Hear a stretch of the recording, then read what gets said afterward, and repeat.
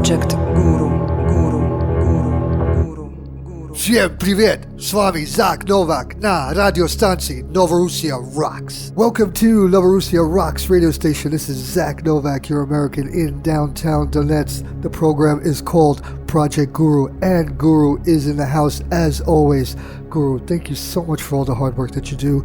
Andre, my engineer, is here as well. Let's get right to it. Muqtada Al-Sadr will challenge U.S.-backed terrorist ISIS, deploying his own militia. A series of bombings across the Iraqi capital city of Baghdad, aiming at Shiite-dominated areas, has killed at least 77 people and wounded over 140. ISIS claimed credit for the largest attack in Al-Shahab and is suspected in several others. The Al-Shahab attack killed 41 and wounded 70, while another suicide car bomb in nearby Sadr city killed another 30 and wounded 57 more. A subsequent bombing in the southwest Al-Rashid neighborhood killed 6 more. This is the second major round of ISIS attacks, which is backed by the Obama regime, against the capital city in less than a week after major bombings Wednesday killed at least 96. As with those bombings, there is a growing sense of impatience among many in Baghdad after today's attacks. Key Shiite cleric Muqtada Al-Sadr, who has been organizing demonstrations demanding reform, reiterated that call today, saying the bombings prove the current government is totally incapable of providing basic security. Other protesters have complained that the government seems to focus its security on keeping protesters out of the green zone and isn't making much of an effort to stop attacks elsewhere in the city. After today's bombings, Sadr began deploying his own militia in parts of the city to provide security.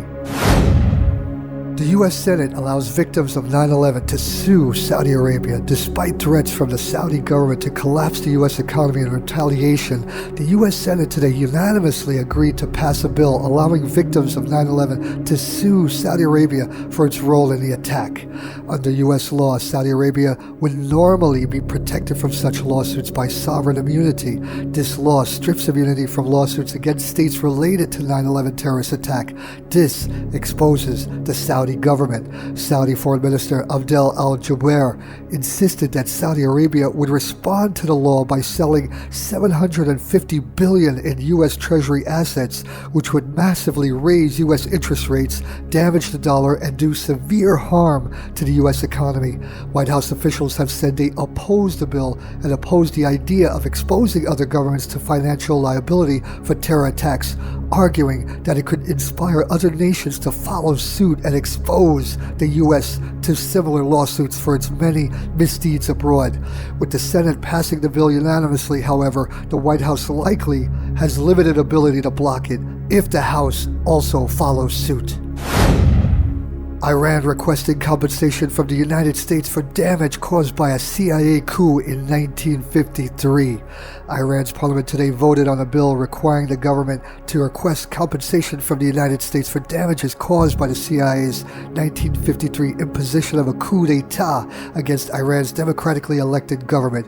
In August of 53, Prime Minister Mohammad Mossadegh sought to Anglo-Iranian oil company, now BP, British Petroleum, and changed the terms of the existing oil monopoly of the British company in Iran. The British government invited the CIA to force Mossad from office, and they did so, restoring the monarchy which ruled Iran until the 1979 Iranian Revolution. Though at that time it was a covert action, albeit a poorly kept secret, U.S. officials have publicly conceded that the coup was carried out, and the CIA has released some of the documents related to it, though they insist most were destroyed. The move is unlikely to seriously secure money for Iran, but is rather a retaliatory talking point after the U.S. Supreme Court approved seizing some $2 billion in Iranian central bank assets to pay for the 1983 Beirut bombing, an act which Iran insists they didn't do. The Iranian parliament also passed a bill calling for a complaint to be filed with the International Court of Justice over the U.S. seizing those assets, arguing it violates international norms on sovereign immunity. Hey folks, let me bring in my lovely co-host Natalia. She will bring you more news from around the world and Novorossia. Military sitrop of Novorossia. As a result of yesterday's shelling by Kiev forces, 5 populated houses destroyed. The situation in the Donetsk People's Republic is getting strained. Ukrainian fighters violated the ceasefire regime 32 times for the last 24 hours. It was reported by the deputy of the command-in-chief of the DPR army, Eduard Basulin, yesterday.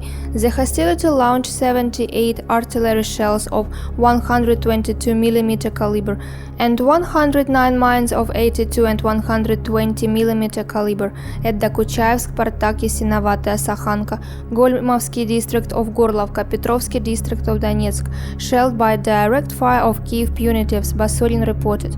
Basulin stated that Ukrainian brigade at the positions in Novotroitskaya, including Azov, targeted Dokuchaevsk.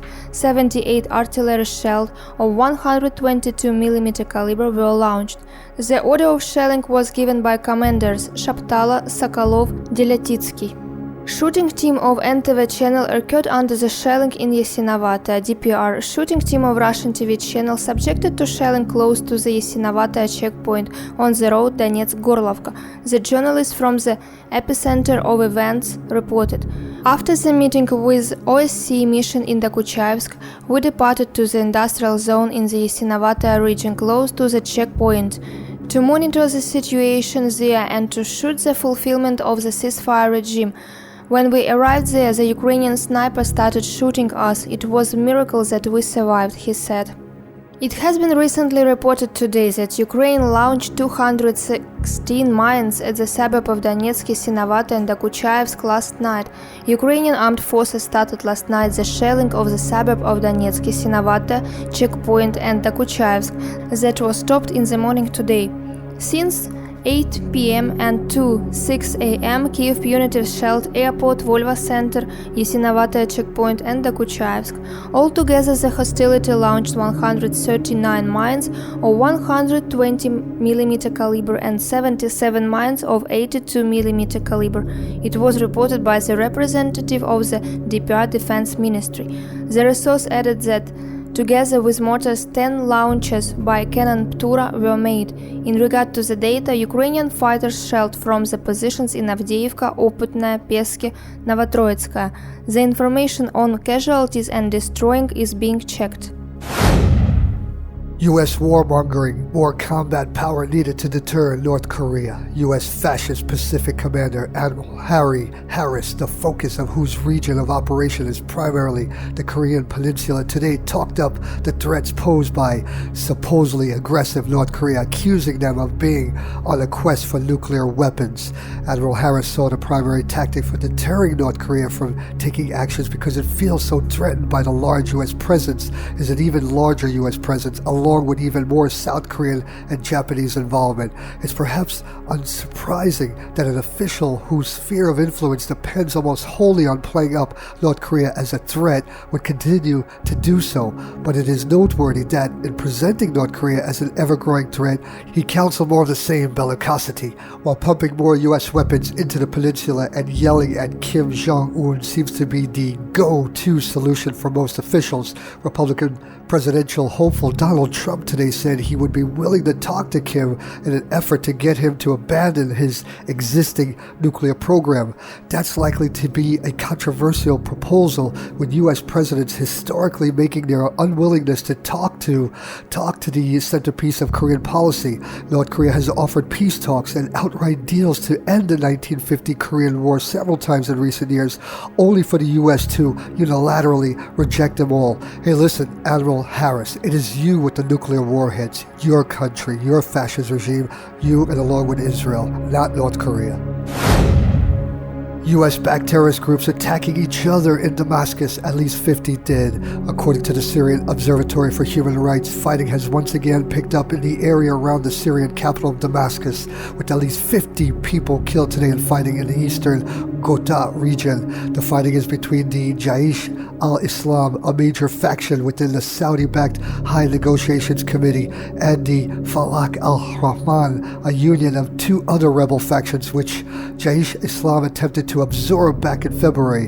Falak al-Rahman controls towns closer to Damascus in the region, and Jaish al-Islam accused them of rejecting an HNC initiative to end fighting in the area. The terms of the initiative were not made public, but almost certainly favored Jaish, a major ally of the Saudis. The observatory reported that Jaish al-Islam had refused to withdraw from a town seized previously, and which they agreed to leave 2 weeks ago, and that they were the ones who launched the new offensive. EU Nuland will visit Moscow today to discuss crisis in the Donbass region.